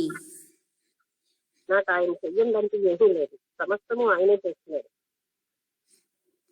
Also, I am a devotee of the Lord. He will not like my telling lies or entertaining evil thoughts. It is unworthy of a devotee like me. అని కూడా quotation లో ఉన్నది. నా లాంటి వాడు చెడు ఆలోచించడం, ఇవన్నీ చెయ్యకూడదు, ఇది భక్తుడుగా నాకు అన్వర్ది, తగినది కాదు అని ఓ భక్తుడు ఆలోచిస్తాడు. నేను ఇలాంటి పనులు చెయ్యకూడదు. It is vanity, all right, exclamation mark, but a necessary sublimation of the evil. Vanity అంటే మనం ఏమనుకుంటాం, ఓన్లీ గొప్పల కోసం గొప్ప అంటే అహంకారమే కదా, కానీ అది చాలా పెద్ద హానికరమైనది. ఎందుకంటే అహంకారి ఎందరినో బాధపడుతూ ఉంటారు. అంటే పర్పస్లెస్ గా అహంకారి వల్ల చాలా బాధలు వస్తూ ఉంటాయి. అందుకే ఈ అహంకారం అన్నది ఆ వ్యక్తిని చాలా అసలు ఉన్నవాడిని కూడా బాధిస్తుంది, ఇతరులని బాధపడతారు అహంకారం. In course of time, when the grace of God descends, this too will go without exposing us to the attacks of evil forces. అది బాగా భగవంతుడి మీద అనంతమైన భక్తి ఉన్నప్పుడు ఆయనతో శరణాగతి వచ్చేసరికల్లా ఇది కూడా పోతుంది. దాని వల్ల వచ్చినటువంటి చెడు శక్తులేసి మనకి అంటే అటాక్ అవుతుందా, అది కూడా పూర్తిగా నాశనం. Next paragraph on Kama. Kama sublimated becomes passion for liberation or union with God. కామ అనేది భగవంతుడితో ఏకమైపోవాలి, నాకు మోక్షం కావాలి, అది కూడా పోతుంది.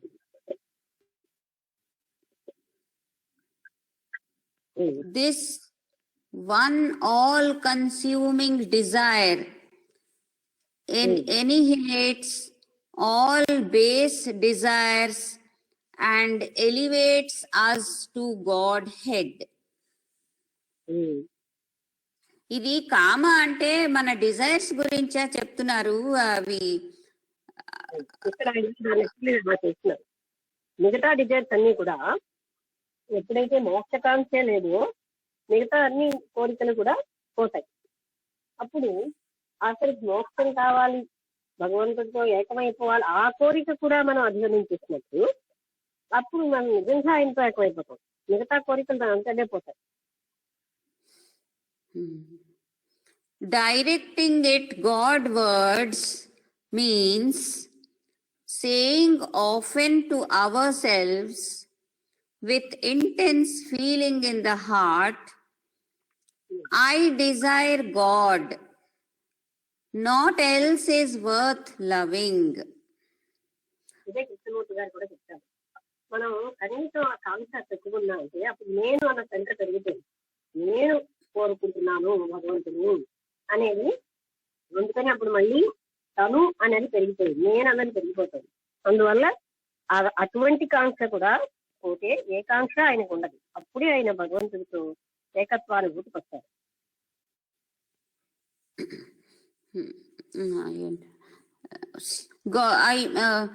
I desire God, naught else is worth loving, full stop. I passionately wish to see him and not else. అయితే భగవంతుడిని మోక్ష ప్రాప్తి గాని ఏదేం కోరినా, ఆయనతో ఏకత్వానుభూతిని కోరినా సరే కోరేవాడు వేరుగా ఉన్నాడు. ఆ కోరేవాడు ఎప్పుడైతే ఉన్నాడో అప్పుడు భక్తుడి తాను వేరుగా ఉన్నాడు కదా. ఆ వేరుగా ఉన్నానన్న స్థితిలో అది సంభవం కాదు. అందుకని ఏ కోరిక లేకుండా ఉండడం అన్నది ఉన్నప్పుడే ఆయనతో ఏకత్వం అన్నది సంభవం. నేనేంటి కోరినా, అది ఎంత బంగారం లాంటి కోరికైనా ఆ నేను అన్నది పెరిగింది, అక్కడ అహం పెరిగింది. అందుకని ఆయన వ్యక్తిత్వం గొప్పతనం పెరుగుతూ ఉంటే భగవంతుడికి దూరం అయిపోతాం. అందుకని ఎటువంటి కోరిక కూడా అక్కడ హిండ్రెన్స్.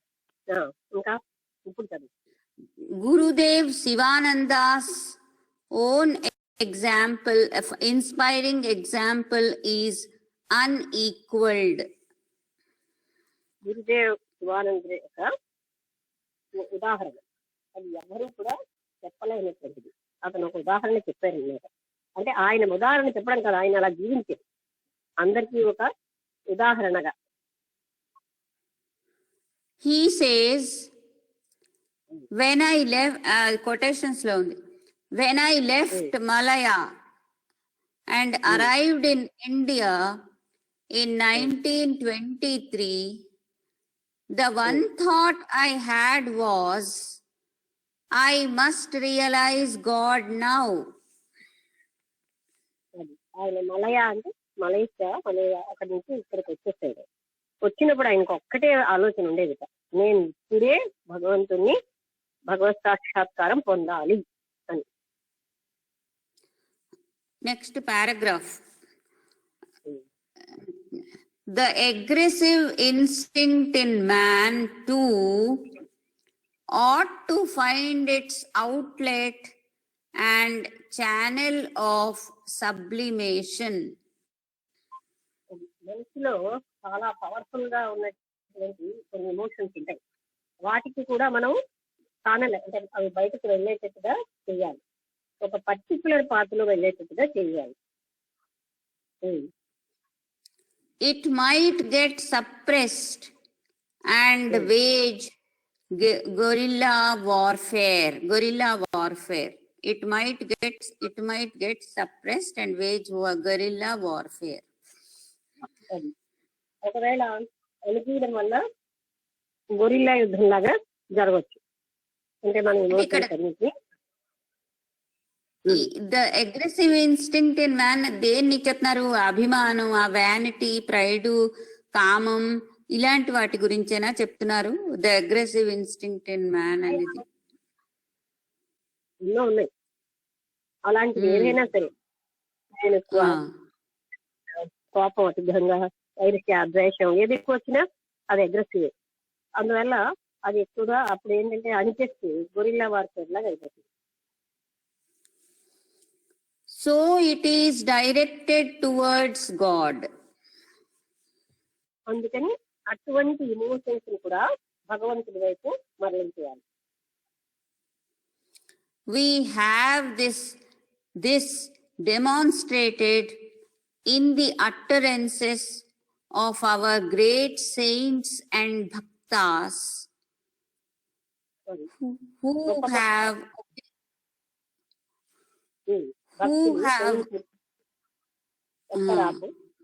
వాళ్ళ జీవితాన్ని వాళ్ళు అలా చెప్పారు, జీవించారు కూడా. ఇటువంటి అన్నిటినీ భగవదర్పితం చేసి who have occasionally taunted the Lord and even quarreled with him. ఈ భక్తులు ఒక్కొక్కప్పుడు భగవంతుని దెబ్బలాడేది, ఒక్కొక్కప్పుడు ఆయనతో యుద్ధం కూడా, కోరల్ అంటే దెబ్బలాటలు కూడా పెట్టుకున్నారు.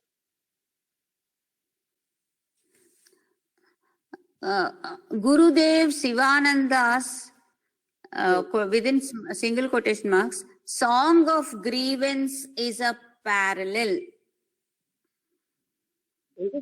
Gurudev Sivananda song of grievance అనే అదేదైనా పోయం గానే ఏమైనా రాశారో అతను గ్రంథం నాకు తెలీదు. Is a parallel.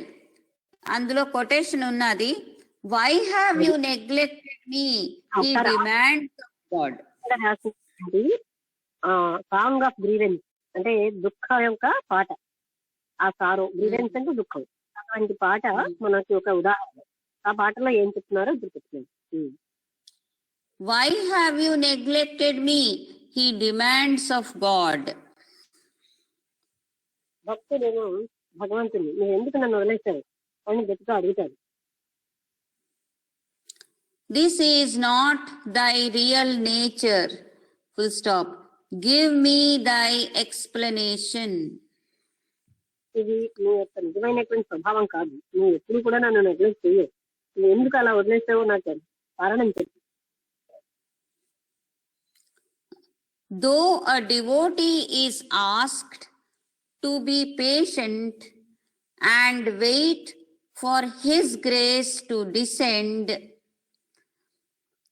it is not wrong now and then, when the pain of separation becomes intense on his part, to chide the Lord for cruelty. అది అంటే ఆయన భక్తుడికి భగవంతుడి నుంచి వియోగం అనేది భరించలేక ఆయన కోప్పడుతూ ఉంటారు. నువ్వు ఇలా ఎందుకు చేసావు, నన్ను ఎందుకు వదిలేస్తున్నావు అని ఆయన అలా అనడం అక్కడ తప్పు కాదు. ఎందుకంటే భగవంతుడికి భక్తుడికి ఉన్నటువంటి అంతర్గతమైన ఆత్మీయ సంబంధంలో ఏది తప్పు కాదు. ఆయన ఆ విధంగా ప్రవర్తించడం కూడా. మనకి ఎవరితోటైనా ప్రేమ సంబంధం వస్తే వాళ్ళని దెబ్బలాడినా కొట్టినా వాళ్ళు ఏమనుకోరు. వాళ్ళతో దెబ్బలాడతాం కూడాను, అది అందుకని బహుశా. Thus sublimated, all our natural qualities will find their fulfillment in God. ఈ సహజమైన అన్ని కూడా భగవంతుడిలోనే పరిపూర్ణత్వాన్ని పొందుతాయి మన ఈ లక్షణాలన్నీ. ఈ రవీంద్రనాథ్ ఠాగూర్ వాళ్ళు గీతాంజలి అవన్నీ రాశారు కదా, వాటిలో కూడా ఇలాగే సోల్ విలపిస్తున్నట్టుగా, బాధపడుతున్నట్టుగా, అప్పుడప్పుడు కంప్లైంట్ చేసినట్టుగా రాసి కొన్ని కొన్ని ఉన్నాయి. ఒకటో అవి ఇదే ఎక్స్ప్రెషన్ అంట.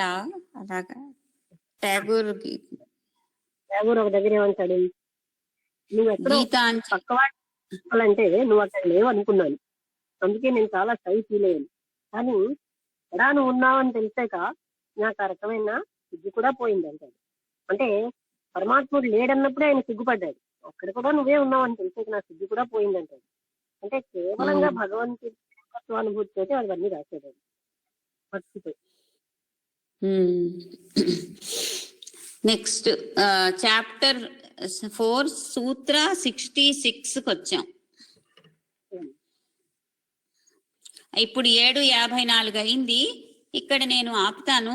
రేపు చదువుదామా సూత్ర 66. ఎవరికైనా సందేహం ఉన్నా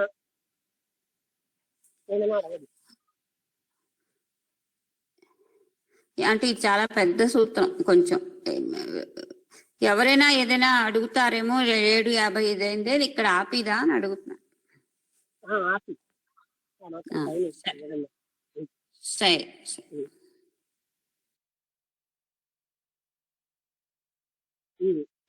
ఇది అన్ని అందరికీ అర్థమవుతున్నాయి కదా. ఎక్కడైనా మరొక రకమైన ఏదైనా అనిపిస్తే అడగండి, ఇలా ఎందుకు చేయాలి, అలా ఎందుకు చేయాలి.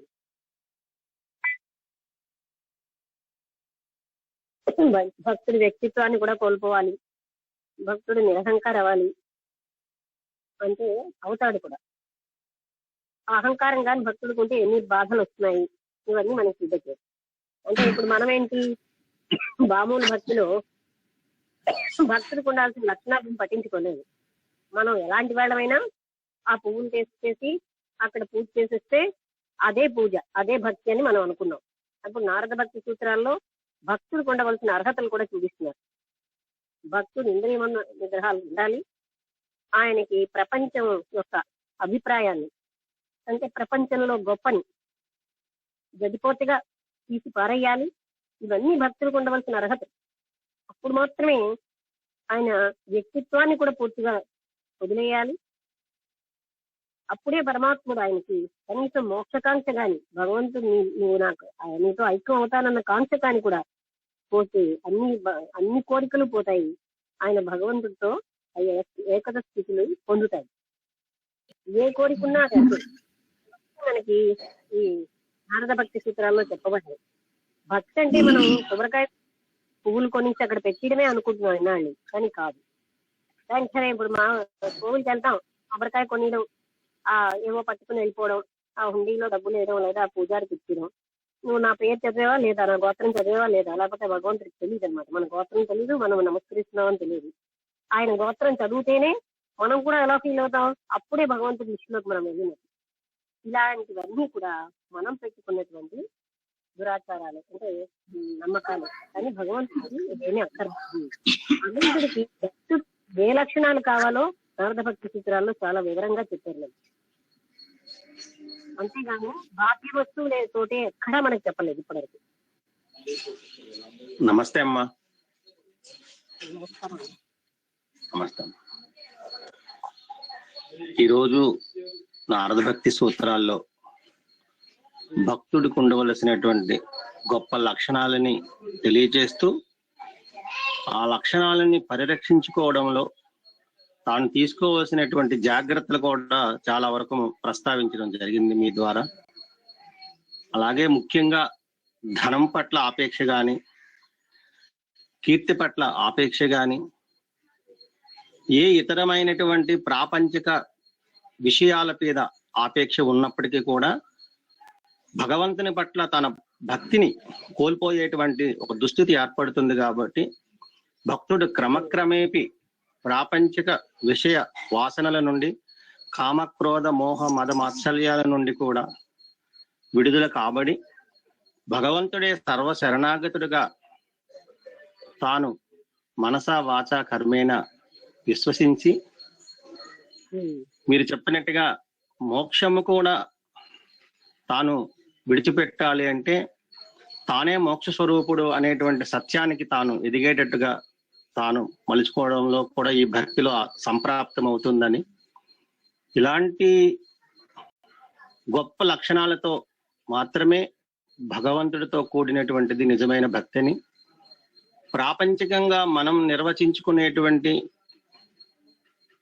వస్తు ఆడంబరాలతో కూడిన భక్తి అది లోకాన్ని మెప్పించడానికి ఉపయోగపడుతుందేమో గాని మనం తరించడానికి మాత్రం అది ఉపయోగపడదని, ఎన్ని విషయాలు మనం తెలుసుకుంటున్నా కూడా వాటిని ఆచరించడంలో విఫలమైతే మాత్రం ఇలాంటి సత్సంగాలు వృధా కాబడతాయి అనేటువంటి ఒక హెచ్చరిక కూడా మీ మాటల ద్వారా, ఈ శాస్త్ర వాక్యాల ద్వారా మాకు అందుతుంది.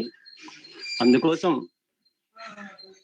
ప్రతి లెసన్ లో కూడా మా అందరిలో గొప్ప పరిణామాలు రావడానికి మీ మాటలు ఆధారభూతమవుతున్నాయి తల్లి. ఇలాంటి సదవకాశంలో కూడా మేము మారకపోతే ఈ జన్మలో మారతామా లేదా అనే ఒక సంశయం కూడా ఉంది.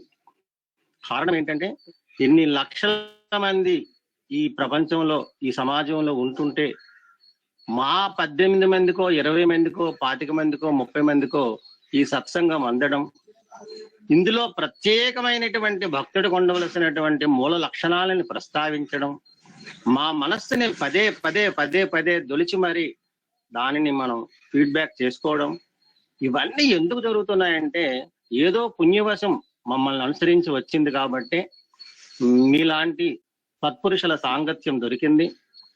ఇలాంటి సత్పురుషుల సాంగత్యాన్ని ఎవరైతే సార్థకం చేసుకోవడానికి, ఇందులో సత్యాన్ని ఆచరించి తరించడానికి ఉపయోగించుకుంటారో వారే నిజమైనటువంటి ధన్యులుగా పేర్కోవడం జరుగుతుంది తల్లి.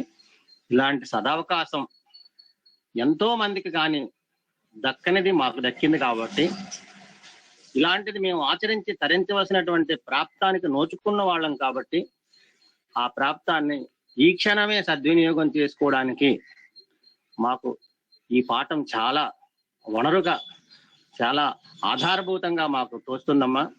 దానికి తోడు మీ అమూల్యమైనటువంటి ఆశీస్సులు కూడా మా యందు ప్రసరించబడితే తప్పకుండా మా మనస్సులో ఉండే మాలిన్యాలు ఇంకా తొందరగా తొలగి మేము ఒక ఆధ్యాత్మిక క్షేత్రంలో ఉన్నతమైనటువంటి స్థానంలో జీవించడానికి కావలసినటువంటి యోగ్యతలు ఈ సత్సంగం ద్వారా మాకు అందుతున్నందుకు, ఈ సత్సంగాన్ని ఇంత ప్రేమతో మీరు మాకు బోధిస్తున్నందుకు సర్వదా మీకు ధన్యవాదాలు. శుభం అమ్మా.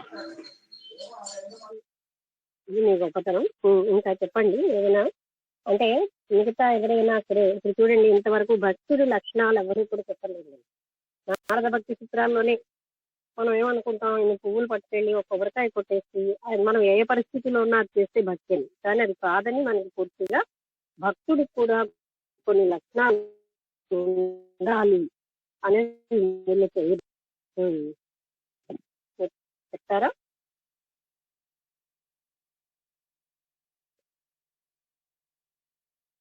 నాగేశ్వరరావు గారు చెప్పినట్టుగా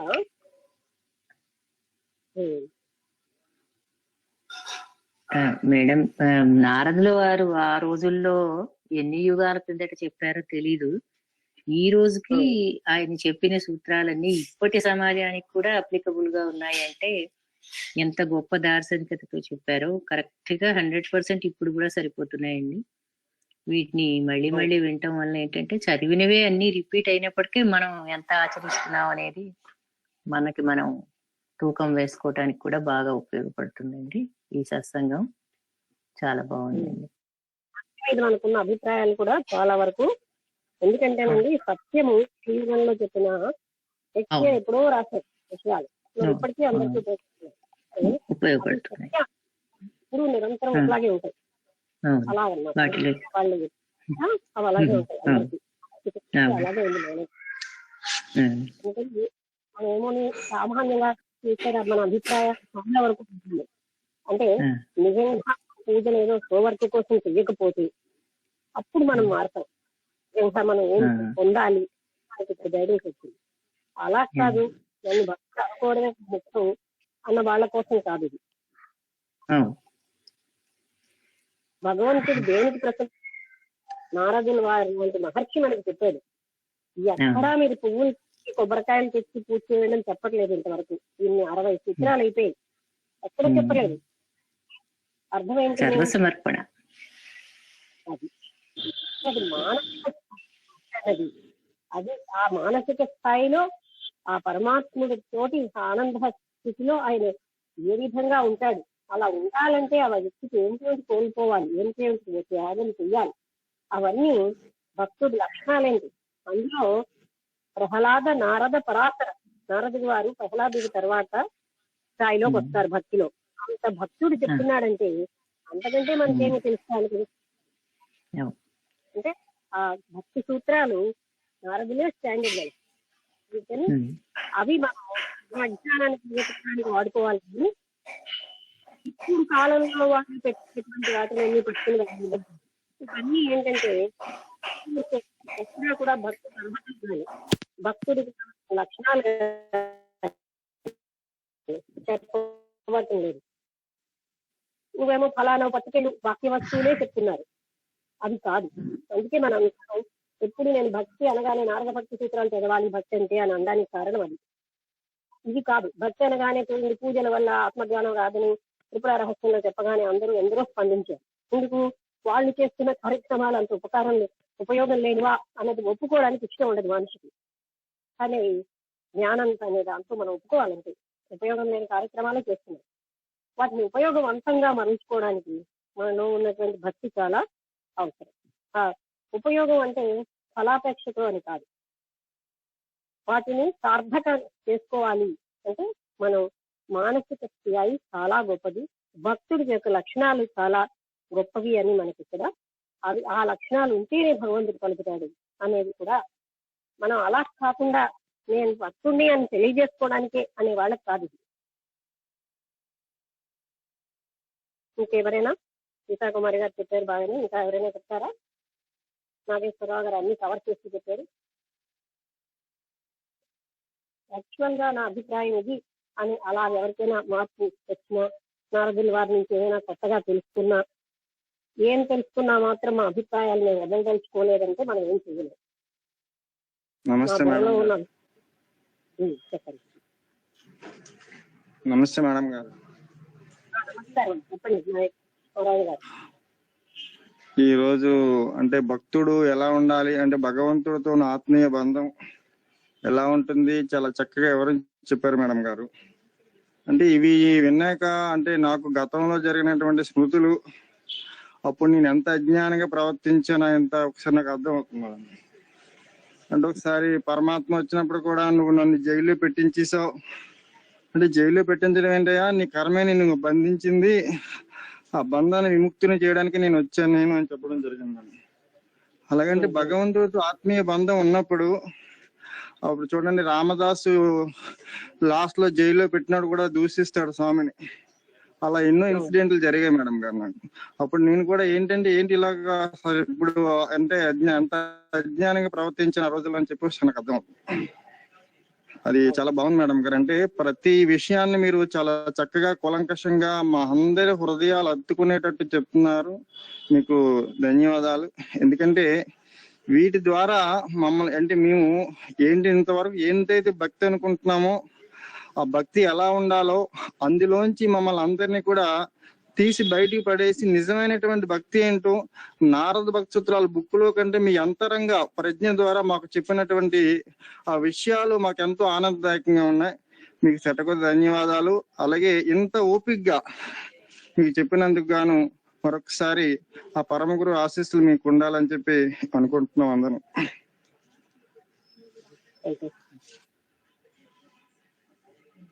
ఎవరైనా ఇంకేమైనా చెప్తారా?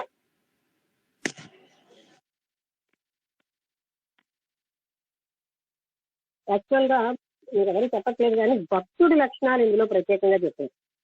అక్కడ అది మనకి అంటే భక్తుడికి లక్షణాలు ఉంటేనే ఆయన భక్తి సార్థకత అనేది మనకి ఇక్కడ బాగా వివరించారు.